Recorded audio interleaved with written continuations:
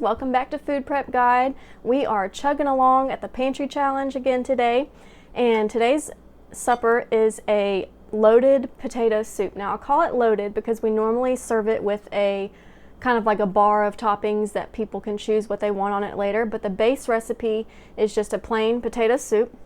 But don't let the word plain fool you, it is absolutely delicious. Now I use dehydrated, shredded potatoes. That's something that we stock in our pantry, so that I always have that on hand.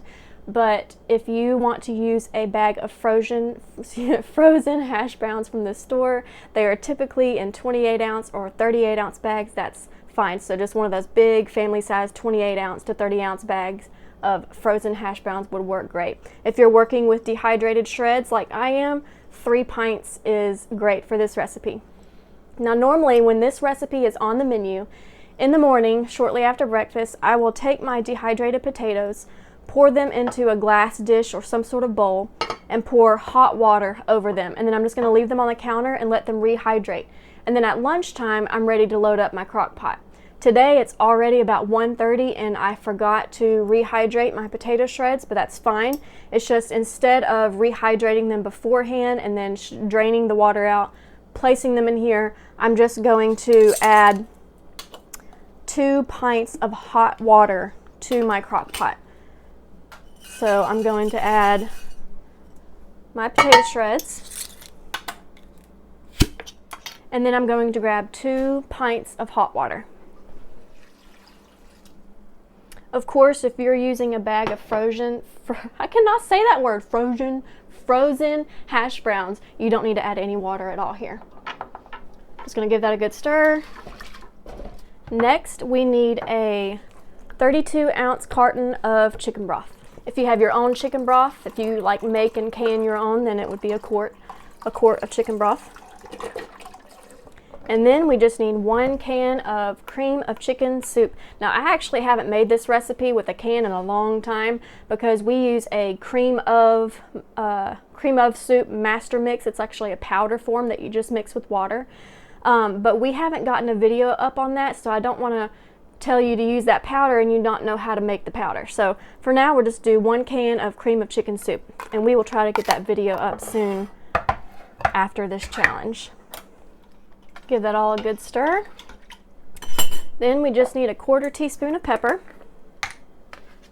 I usually don't add salt to this until at the end, because sometimes I'm making this with homemade chicken broth and the saltiness differs, so I don't usually add salt until the end, until I'm ready to serve it, and then it's just to taste.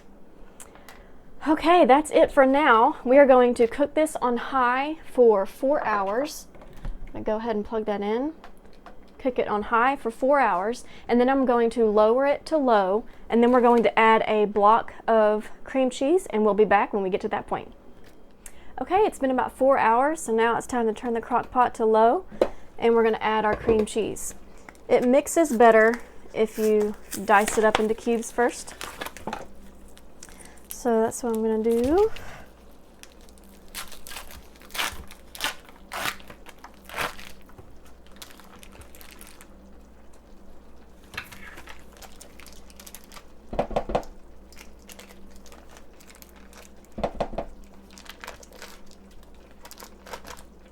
And then we just give it a good mix. At this point, we are just going to cook it on low for another hour. If you're in a pinch and you need to feed your family fast, you don't have to let it go a full hour. It's just so that cream cheese gets melted and incorporated into the rest of the ingredients, which actually doesn't take very long. So if you want to, kind of squish up your cream cheese a little bit better, it'll cook way faster. But I'd say probably at least give it 20 minutes. That's it. We normally serve this with a bar of toppings that includes bacon bits, shredded cheese, some green onions, or garlic chives, either fresh from the garden or in the freezer. Since this is a pantry challenge, the only thing that I have on hand is our green onions that have been chopped up from our garden and have been stored in the freezer, so that's what I'll be serving this up with. That's it, guys. Super easy. Bye.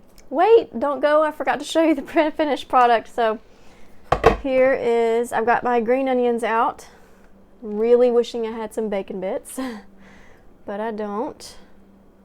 I do have some slices of bacon in the freezer that I could crumble or cook and crumble, but I need that for a future recipe in this pantry challenge. So here is the soup.